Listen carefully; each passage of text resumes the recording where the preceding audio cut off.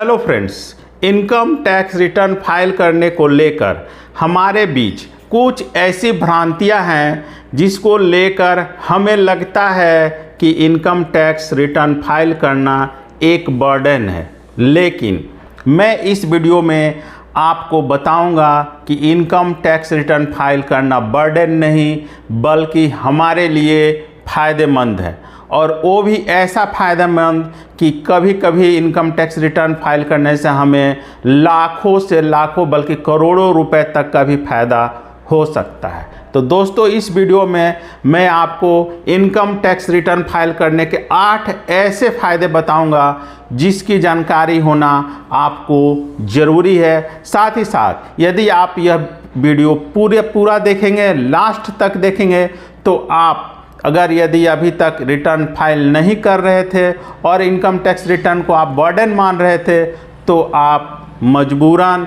या फिर खुशी खुशी इनकम टैक्स रिटर्न फाइल करना शुरू कर देंगे।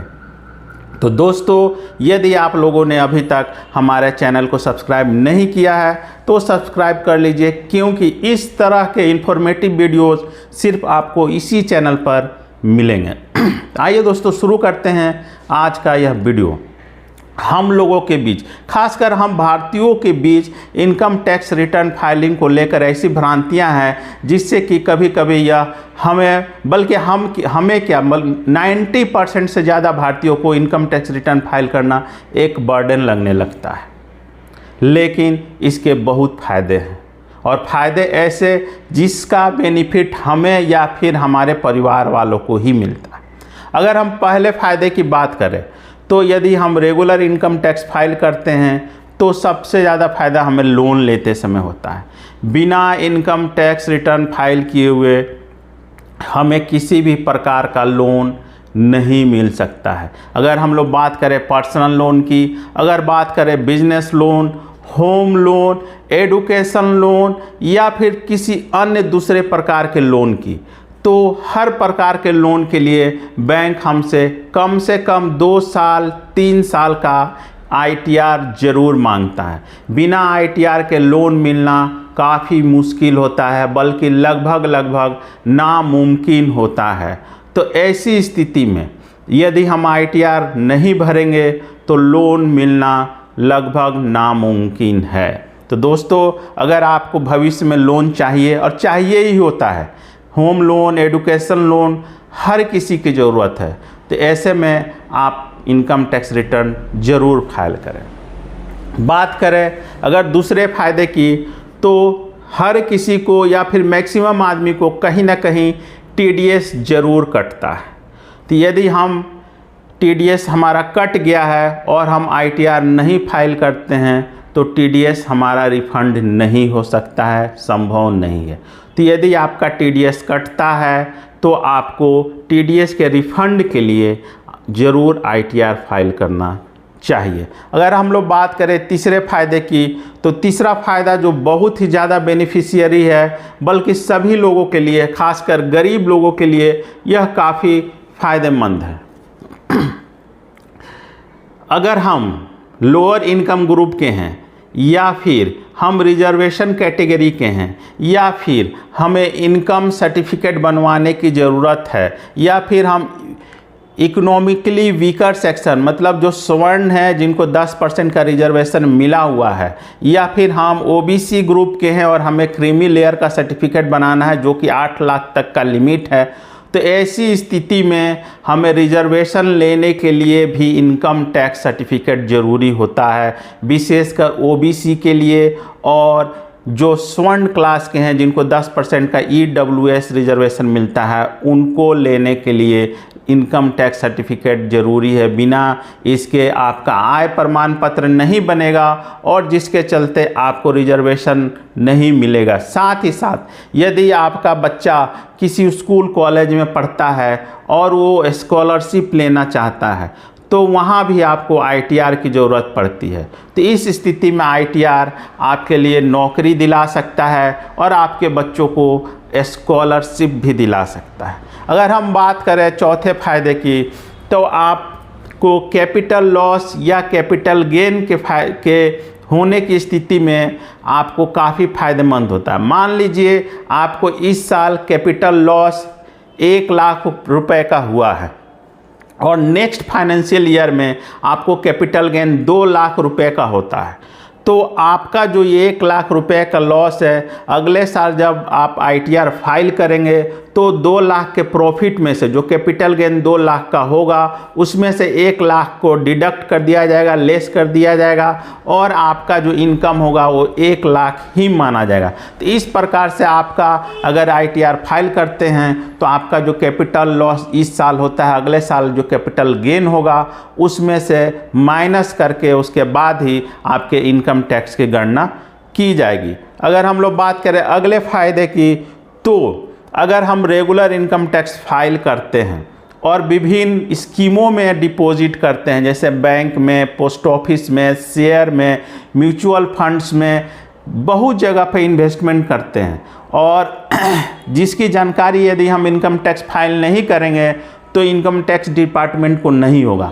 लेकिन यदि हम ITR फाइल करते हैं और इन सभी इन्वेस्टमेंट की जानकारी समय पर ITR के द्वारा गवर्नमेंट को देते हैं तो धीरे धीरे 5 साल, 10 साल, 15 साल, 20 साल में हमारे पास एक बहुत बड़ा कैपिटल वाइट मनी के रूप में जमा हो जाएगा। जी हाँ दोस्तों, वाइट मनी के रूप में जमा हो जाएगा। और यदि इसकी सूचना हम गवर्नमेंट को नहीं देंगे, ITR फाइल नहीं करेंगे, तो वो हमारी इनकम चाहे वो 5 लाख के अंदर ही हो, जैसा कि आप लोगों को पता है कि अभी 3 लाख तक का हमारा जो स्लैब है उसमें 3 लाख तक का कोई टैक्स नहीं लगता है। हालांकि टैक्स बेनिफिट्स लेकर काफ़ी 5 लाख 7 लाख तक चले जाता है, लेकिन जो स्लैब के अंदर भी हैं और अगर ITR नहीं फाइल करते हैं तो जब कभी हम पकड़े जाएंगे तो ब्लैक मनी के रूप में गणना होगी। तो इसलिए हमें ITR ज़रूर फाइल करना चाहिए, क्योंकि जो हमारा इन्वेस्टमेंट होता है वो वाइट मनी के रूप में कन्वर्ट हो जाता है। आप स्क्रीन पर देख सकते हैं कि जो फाइनेंशियल ईयर अभी जो नया बजट पास हुआ है 2024 का, उसमें जो बनाया गया है जो टैक्स रिजीम है वो काफ़ी इंटरेस्टिंग है और काफ़ी ज़्यादा आपको फ़ायदा देने वाला है। आप स्क्रीन पर देख सकते हैं कि 3 लाख तक का यदि आपको सालाना इनकम है तो 0% आपको मतलब टैक्स नहीं लगेगा, किसी भी प्रकार का टैक्स आपको नहीं देना पड़ेगा।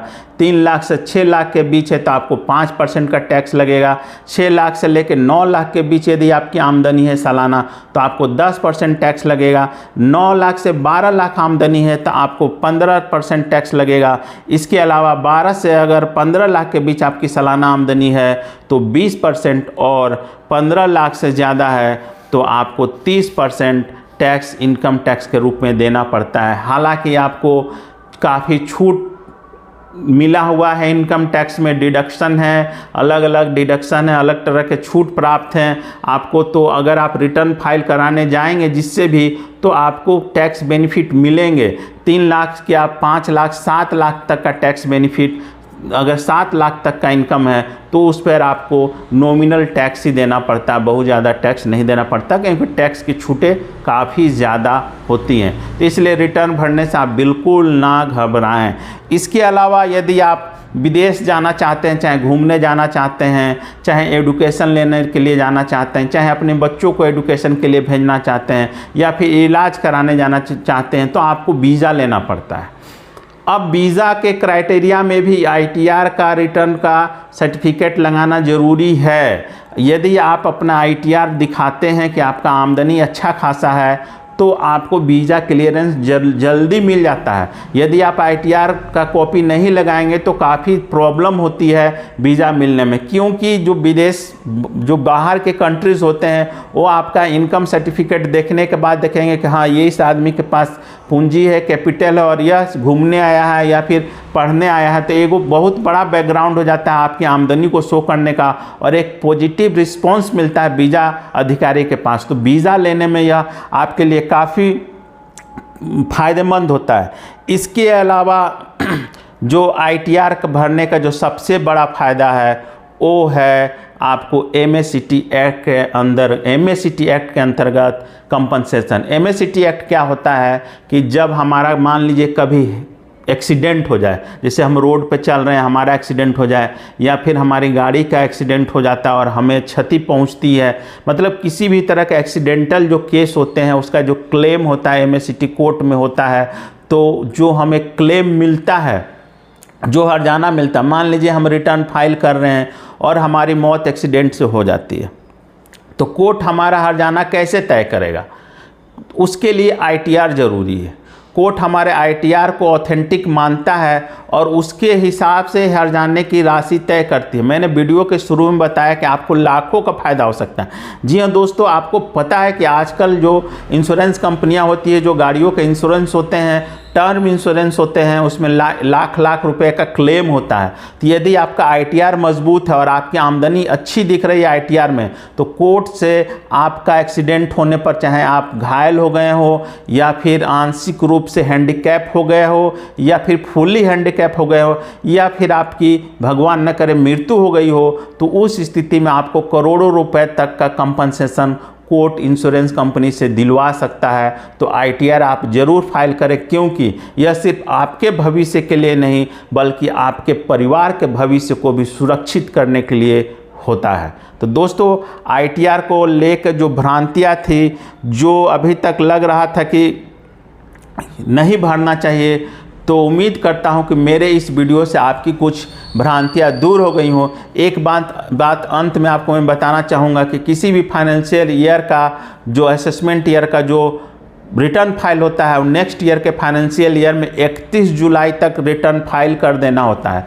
यदि आप 31 जुलाई के बाद रिटर्न फाइल करते हैं तो 1000 रुपये का फ़ाइन या पेनाल्टी लगता है। तो आप कोशिश कीजिए कि आप 31 जुलाई, प्रतिवर्ष 31 जुलाई तक अपना ITR फाइल कर दें। और यदि आपका ITR छूट गया है तो प्रीवियस ईयर का, 1 साल पहले का आप ITR 1000 रुपये फ़ाइन देकर भर सकते हैं। तो दोस्तों, उम्मीद करता हूं कि मेरे द्वारा जो जानकारी दी गई है उससे आपको कुछ मदद मिलेगी। धन्यवाद।